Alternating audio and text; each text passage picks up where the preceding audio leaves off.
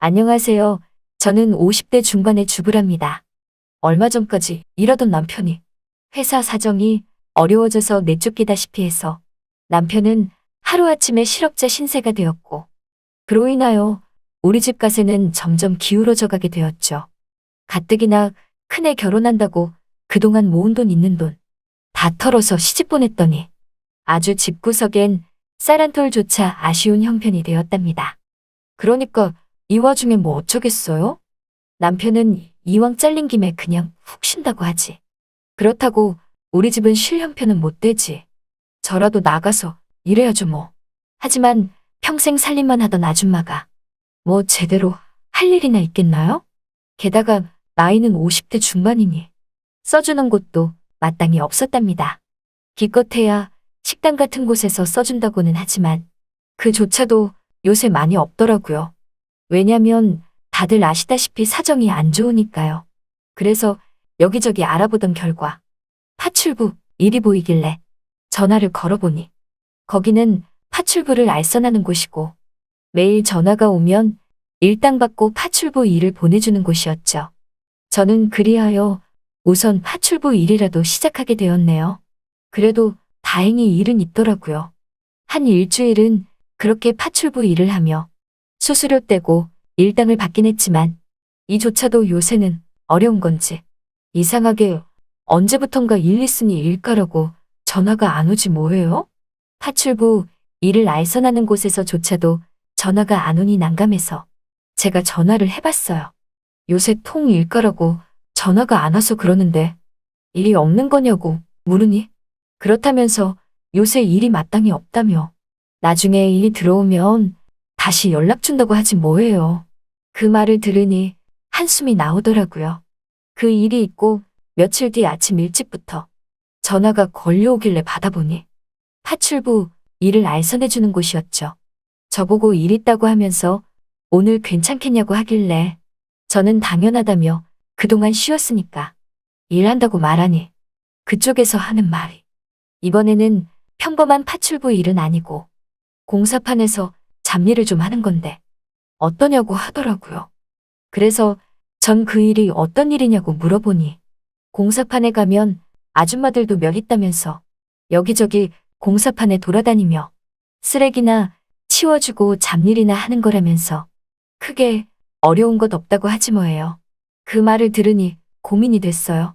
왜냐면 그런 일은 정말 한 번도 안 해봤고 공사판은 남자들만 가는 곳인데 50대 중반 아줌마인 내가 그런 곳에서 과연 일이나 할 수 있을까 걱정이 됐죠.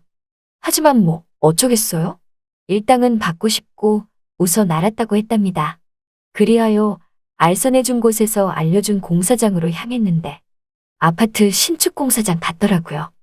정말 공사 규모가 크지 뭐예요. 게다가 날씨는 겨울이라 왜 이렇게 추운지 정말 일이나 잘할 수 있을까 고민이 됐답니다. 그러는 와중에 한쪽에서 드럼통에 강목을 넣고 불을 떼니 사람들이 모여서 불을 쬐길래 저도 그곳에 가서 몸 좀 녹였어요. 그렇게 몸을 녹이며 주위를 둘러보니 다른 아줌마들이 몇 보이더라고요. 그런데 저 아줌마들 어쩌니 텃세를 부리던지 저보고 공사판 초짜라며 눈치를 주지 뭐예요? 같은 아줌마들이라서 좀 친하게 지낼 수 있을까 했는데 눈치를 주니 정말 기분이 잡쳤답니다. 그러던 중 어느덧 일이 시작됐고 저는 공사판 잡이를 하기 시작했어요. 그렇게 이것저것 지저분한 것 치우며 일을 하고 있는데 먼지가 정말 말도 못하더라고요. 마스크 안 썼으면 일도 못할 지경이었죠. 얼마나 일했을까요? 허기가 밀려오지 뭐예요. 시간을 보니 점심시간이었죠. 배고픔에 저도 한바식당으로 향했어요. 한바식당 시판의 밥과 반찬과 국을 담고 자리에 앉아서 먹으려고 하는데 글쎄 제 옆으로 누군가 시판을 내려놓으며 쓱 다가와 앉더라고요.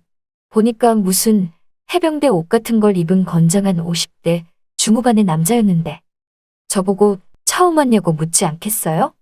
그래서 그렇다고 말하면서 밥을 먹고 있는데 이 남자 왜 이렇게 말을 시키는지 밥을 먹으면서도 자꾸 말을 시키는 거예요. 그러면서 오후에는 자기 쪽에 와서 일을 거두라고 하지 뭐예요. 저는 그 말에 여기 반장님이 저보고 하던 쪽 일 마무리 지으라고 했다고 말하니까 자기가 그 반장보다 더 높다나 뭐래나 그러면서 자기 쪽 일 거두는 게 더 쉬울 거라며 그 반장이 한 말은 자기가 다 책임을 진다고 했답니다. 그러냐며 저는 그렇게 하여 점심을 먹고 그 사람이 말한 곳으로 향하여 일을 시작했어요. 근데 이곳은 다른 곳과 좀 떨어져 있어서 그런지 다른 잡부 아줌마들도 잘 안 보이고 좀 그렇더라고요. 그런데 그 아저씨가 저보고 고층으로 올라가서 같이 작업하자고 하기에 알았다며 따라 올라갔는데 아니 이곳엔 정말 사람이 더 없지 뭐예요? 일하는 사람이 우리 둘뿐이었어요. 그리곤 제게 일을 시키는가 싶더니 갑자기 이것저것 말을 시키더라고요. 뭔 아이는 얼마나 먹었냐고 물어보고 어디 사냐고 물어보고 등등 별의별 걸 다 물어보지 뭐예요. 호구조사 하는 줄 알았답니다. 그래서 그건 왜 물어보냐고 물으니 내가 마음에 든다며 대놓고 말하지 않겠어요? 그러면서 하는 말이 요새 일 구하기 어려울 텐데 내일도 나오라며 자기가 마음에 드는 사람은 내일도 모레도 계속 쓸 수 있다고 하는데 순간 뭔가 솔깃했어요. 왜냐면 여기서 오늘 하루 일해도 내일은 다른 일 찾아야 하는데 이 사람이 나를 써준다고 하니까 뭔가 안심이 된다고 할까? 그런 느낌이 들었거든요. 그러면서 그 사람이 하는 말이 끝나고 잠깐 남으라고 했답니다. 어느덧 일이 끝났고 저는 먼지를 털며 그 사람에게 다가가니 오늘 하루 수고했다면서 자기랑 삼겹살이나 먹으러 가자고 하지 뭐예요. 먼지를 들이마셨으면 삼겹살을 먹어야 한다고 하길래 저는 안 간다고 말하려는 순간 걱정 말라며 삼겹살은 자기가 쏜다고 했답니다. 솔직히 마기를 해서 그런지 배도 고팠거든요. 그리고 뭐 다 늙어가는 처지에 남자든 아저씨든 할아버지든 간에 나에게 고기를 사준다는데 마다할 이유가 없었죠. 전 좋다며 그 남자를 따라 나섰어요. 그렇게 조촐한 대포집 같은 곳에서 우리는 마주보고 앉아서 삼겹살에 소주를 마셨답니다. 사실 집에서도 술 한 잔 안 마시는 저지만 오늘따라 왜 이렇게 소주가 마시고 싶은지 그래서 저도 술 한 잔 달라고 해서 받아 마시고 또 한 잔 달라고 해서 받아 마시고 이렇게 받아 마시니 금세 취하게 되었답니다. 얼마나 많이 마신 건지 집에 갈 수조차도 없더라고요. 너무 비틀비틀 거렸거든요. 그때 그 남자가 저보고 집이 어디냐며 택시를 태워준다고 하는데 저는 택시비가 아까워서 아니라며 버스 타고 간다고 하니까 그 남자가 갑자기 제게 가까이 다가와서 부축을 하며 꼭 어디로 저를 데려가는 것 같더라고요. 이 다음 코스는 뭐 대충 짐작이 가실 거라 믿어요. 저는 속으로 안 당한다며 어디 한번 가봐라 생각하고 있었는데 그런데 갑자기 이 남자가 택시 승강장 쪽에 저를 세워두고서 제게 택시비 10,000원을 쥐어주며 택시 타고 가라고 했답니다. 그 모습의 순간 어찌나 신사다워 보이던지 보기엔 노가다꾼일지 몰라도 마음은 참 신사답더라고요. 그렇게 그 남자와 헤어지고 집에 와서 내일을 위해 잠을 청하는데 자꾸 그 남자 생각이 났어요. 남편은 옆에 누워서 자고 있지만 자꾸 그 남자 생각이 났죠. 뭔가 사내답고 나를 챙겨주는 모습이 솔직히 남편보다 낫다는 생각이 들었거든요. 그래서 그런가 다음 날에는 어제와는 다르게 그 남자를 의식하며 일을 하게 되더라고요. 그리고 그 남자 옆에서 자연스럽게 함께 점심을 먹고 함께 얘기를 나누며 일을 하는 게 마냥 즐거웠답니다. 그리고 언제나 일이 끝나면 단둘이 삼겹살에 소주를 마셨어요. 물론 삼겹살은 그 남자가 꼭 샀죠. 그렇게 그 남자와 같이 있는 시간이 늘어나고 그 남자와 늘 함께 일하다 보니 점점 정이 더 들었어요. 어느덧 일주일이라는 시간이 흘렀고 저는 저도 모르게 그 남자를 좋아하게 된 것이죠. 참 주책 맞죠? 하지만 제 마음을 속일 수 없었죠. 그 남자가 너무나 듬직하고 좋았으니까요.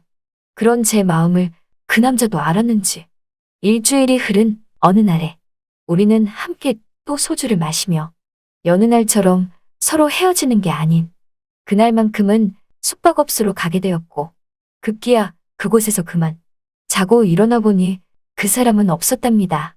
뭔가 미안해서 먼저 간 것 같았어요. 그래서 그런가 그 사람 마음을 이해할 수 있었답니다. 하지만 저도 마음을 접어야겠다는 생각이 들었죠. 아무리 미운 남편이지만 그래도 전 가정이 있는 주부고 남편이 있는 몸인데 이제 와서 주책맞게 다른 남자가 좋다고 남편을 떠날 수만은 없었으니까요. 그 뒤부턴 그 공사장에 나가지 않았어요. 그리고 혹시 몰라 일을 알선해주는 곳에서 또다시 공사판 잡부로 가라고 하면 저는 안 간다고 했답니다. 왜냐면 그 남자를 또 만나게 될지 모르니까요. 또 만나게 되면 제가 정말 흔들릴 것 같았거든요. 그 남자도 듣자 하니 가정이 있는 남자라고 했는데 그래도 제가 좋았었나 봐요. 다른 잡부 아줌마들보다 저를 더 살뜰히 아껴주고 챙겨주다시피 했으니까요. 요즘도 파출부 일을 나가고 있지만 가끔씩 오다 가다 다른 공사판을 지나갈 때 공사장 인부들을 보면 그 남자가 생각이 나곤 한답니다. 그리고 저도 모르게 그 남자가 혹시 저 공사장에서 일하지 않을까 생각이 들곤 하네요.